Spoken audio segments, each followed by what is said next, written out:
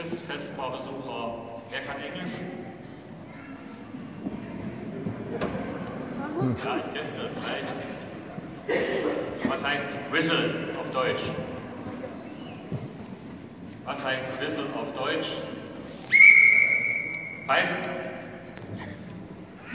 Wir feiern nämlich heute das Fest der Whistleblower, der Pfeifenbläser. Whistleblower ist eine Person, die wichtige Informationen aus einem geheimen Zusammenhang an die Öffentlichkeit bringt. Sie erinnern sich? Es wurde gerade gespielt, Bethlehem. Gott kommt in unsere Welt. Wer weiß das schon? Das darf aber nicht geheim bleiben, sagt Gott. Das muss jeder wissen. Jesus Christus, der Whistleblower, wird später einmal sagen, als er erwachsen ist, geht hin in alle Welt und lasst es alle wissen. Und was? Gott ist nicht da oben im Himmel, wo ihr ihn sucht, sondern er ist mitten unter euch. Gott kommt in diese Welt. Und seine letzten Worte im Matthäus-Evangelium: Ich bin bei euch alle Tage bis an der Weltende. Whistleblower, haben wir gedacht, sind böse Menschen. Und seit einiger Zeit ahnen wir, dass es gar nicht so verkehrt ist, dass manchmal einer die Wahrheit sagt, wie es wirklich ist. Weil, wenn wir die Wahrheit nicht hören, leben wir in einer Täuschung. Und dann müssen wir uns nicht wundern, wenn wir irgendwann einmal enttäuscht sind. Dann ist die Täuschung nämlich vorbei. Seien Sie froh, wenn Sie enttäuscht werden, dann leben Sie wieder in der Wirklichkeit. Whistleblower brauchen wir, damit die Wahrheit weitergesagt wird. Und das ist bitter nötig, dass die Wahrheit endlich wieder von allen Dächern gepfiffen wird. Es gibt darum auch keinen besseren Zeitpunkt als den Heiligen Abend, um daran zu erinnern. Heute wird es in allen Kirchen, von allen Kirchendächern wieder gepfiffen. Wir haben einen Gott, der neben uns steht und nicht über uns. Wir haben einen Gott, der sich auf den Weg zu uns macht. Nicht wir müssen zu ihm hin, er lädt uns nicht vor. Wir haben einen Gott und wir vertrauen einem Gott, der sich für uns opfert und nicht verlangt, dass wir uns sinnlos für ihn opfern. Das ist die Wahrheit. Wann hört der Irrglaube eigentlich auf, dass Gott es nötig hätte, dass wir für ihn seine Welt retten? Wie oft muss noch wiederholt werden, dass Gott gar kein Interesse daran hat, dass wir in seinem Namen einander die Köpfe zerschlagen? Wer braucht eigentlich so einen Schwachmaten als Gott, der Menschenopfer braucht, damit er cool ist? Gott braucht das nicht. Wir sind nämlich für Gott keine Gebrauchsgegenstände, die er gebrauchen kann, damit irgendwo auf der Welt ein Gottesstaat errichtet wird. Das hat Gott nicht nötig. Was soll er damit auch? Nur Gottlose glauben, dass Menschen allein gerecht sein können miteinander. Nur Beschränkte glauben, dass man mit Gewalt Menschen zum Guten bewegen kann. Und nur Machtgierige glauben, dass sie selbst das Heil für alle bringen könnten. Jesus Christus, der Whistleblower des Weihnachtsfestes, hat es uns verraten, dass uns vorgegaukelt wird, dass wir der Nabel der Welt sind. Dass uns vorgeflunkert wird, dass wenn wir alles richtig machen, dann gibt es auch keine Probleme mehr bei uns. Nein, sagt Jesus, wacht auf, lasst euch enttäuschen. Glaubt nicht, dass man sich das Leben verdienen kann, geschweige denn verdienen muss. Man muss es niemandem und schon gar nicht Gott beweisen, dass man besser ist als andere. Hört doch endlich auf zu denken, dass man nur die Bösen besiegen muss und dann wird alles wieder gut. Wie viele Mauern muss man wohl bauen, wie viele Polizisten muss man noch einstellen und wie viele Gesetze noch formulieren, damit endlich deutlich wird, dass das nicht der Weg zum Frieden ist. Lasst euch nicht einreden, die Welt braucht einen starken Mann oder eine rigorose Politik. Dann bleibt das Unheil dort, wo es hingehört, nämlich hoffentlich bei den anderen. So einfach ist die Welt nicht gestrickt. Die Wahrheit lautet, wer Sturm sät, muss sich nicht wundern, wenn er Sturm zurückbekommt. Das ist ein physikalisches Gesetz, da muss man gar nicht an Gott glauben. Druck erzeugt Gegendruck, das weiß doch jeder. Jesus sagt, glücklich werden nämlich die, die Frieden sehen, denn sie werden auf lange Sicht das Land besitzen. Die Wahrheit lautet, wer anderen eine Grube gräbt, der fällt selbst hinein. Und Jesus sagt, alles, was ihr wollt, dass euch die Leute tun sollen, das tut ihnen auch. Denn wie man in den Wald hineinpfeift, so pfeift es heraus. Heute pfeifen es wieder die Spatzen von den Dächern. Heute ist Heiligabend. Friede auf Erden und den Menschen ein Wohlgefallen. Frieden durch Frieden. Und nur so.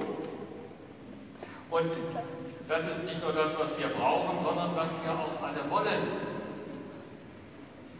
Der Weg ist also klar und das Ziel steht auch fest. Jetzt braucht es noch mehr Whistleblower, die das weitersagen und weiterleben. Gott braucht Whistleblower, die die Botschaft von Weihnachten mit in die Welt nehmen. Wir glauben nämlich nicht mehr an die Rache. Wir glauben an den Frieden, das ist unsere Stärke. Wir können Frieden durch Frieden machen. Wir feiern den Whistleblower Jesus ja gerade deshalb, weil er uns das gesagt hat, dass das der Weg des Lebens ist. Weil er gezeigt hat, dass das letzte Wort in dieser Welt immer das Leben sein soll. Weil er für das Leben steht. Gott wollte, dass das jeder weiß. Deshalb ist er selbst auf unsere Welt, in unsere Welt gekommen. Damit deutlich wird, es geht immer zuerst um Leben. Leben hat uneingeschränkte Priorität. Nichts geht darüber. Hört ihr, wie das von den Dächern zu pfeifen ist, damit es alle wissen? Das gilt für alle, das gilt jedem, nicht nur mir persönlich. Das ist Gott heilig, deshalb am Heiligen Abend diese heilige Botschaft, die den Heiligen Abend zu einem weltbewegenden Tag machen kann. Wir glauben dem Frieden und nicht der Rache. Gott ist für das Leben gekommen und er verteidigt es bis zum Tod durch Jesus Christus. Mehr kann man nicht geben. Jetzt braucht es viele Whistleblower, die dazu beitragen, dass es auch alle anderen zu wissen bekommen. Wir sind gefragt. Die Welt verändert sich nicht nur durch große Worte, sondern durch die kleinen Schritte, die wir selbst gehen. Jeder, wenn er dann nach Hause geht, ist ein Friedensbote der Weihnachtsbotschaft Jesu Christi. Ihr seid Whistleblower dieser Tage. Euch ist heute der Heiland geboren, der heilen will von den Auswirkungen unserer eigenen Irrwege. Der heilen will von Gedanken der Rache. Der heilen will, damit sich Leben neu entfaltet. Heute ist der Tag der Whistleblower. Seid ihr dabei? Ja. Amen. O du Fröhliche singen wir. Oh, jetzt singen wir mal richtig. Du singst, wie ich immer mitgesungen habe.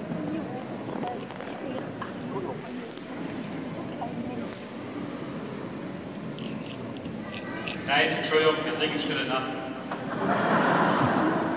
So steht es im Plan, ich muss mich dran halten. Nummer 23. Ja, Nummer 23. Irgendwie ist halt alles Nummer 23.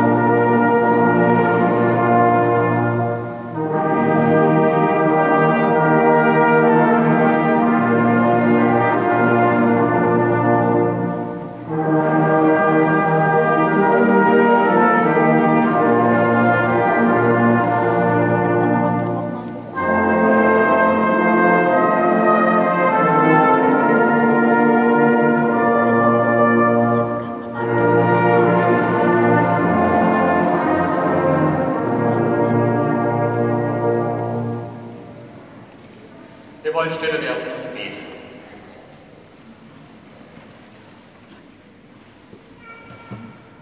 Herr unser Gott, heute feiern wir, dass Jesus Christus in unsere Welt kommt. Er gibt uns Hoffnung, dass die Welt, in der wir leben, an Weihnachten etwas heller, wärmer und schöner wird. Wir wollen deshalb an die denken, denen es auch an diesem Abend nicht gut geht und die darauf warten, dass jemand ihnen von dieser Hoffnung erzählt. Wir wissen, viele Menschen haben Angst vor Terror und Krieg. Viele Menschen sind verzweifelt, weil sie alleine sind. Viele Menschen hungern, weil niemand mehr mit ihnen teilt. Viele Menschen sind traurig, weil sie jemanden verloren haben, den sie lieben. Und viele Menschen sind müde geworden, weil sie krank sind. Wir bitten dich, guter Gott, schenke du ihnen all diese Hoffnung, die Jesus mit in diese Welt gebracht hat. Lass uns nicht vergessen, dass wir selbst auf diese Hoffnung bauen dürfen und somit Schritt für Schritt ein wenig unsere Welt verändern. Gib uns Mut, mit denen zu teilen, die es brauchen. Gemeinsam beten wir: Vater unser im Himmel, geheiligt werde dein Name, dein Reich komme, dein Wille geschehe, wie im Himmel, so auf Erden. Unser tägliches Brot gib uns heute und vergib uns unsere Schuld, wie auch wir vergeben unseren Schuldigern. Und führe uns nicht in Versuchung, sondern erlöse uns von dem Bösen. Denn dein ist das Reich und die Kraft und die Herrlichkeit in Ewigkeit. Amen. So, jetzt kommt Ohne Fröhliche, Nummer 3 im Heft.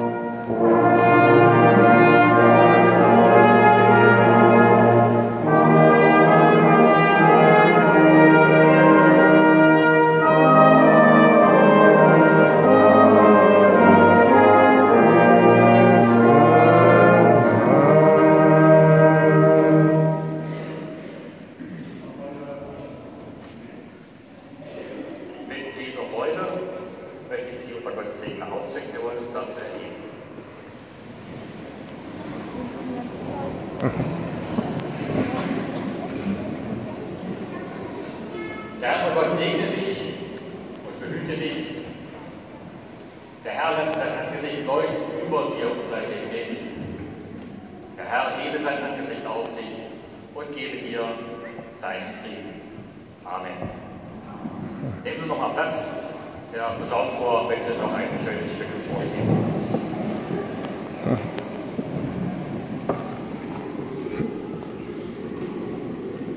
Ich darf ja nicht ausschalten.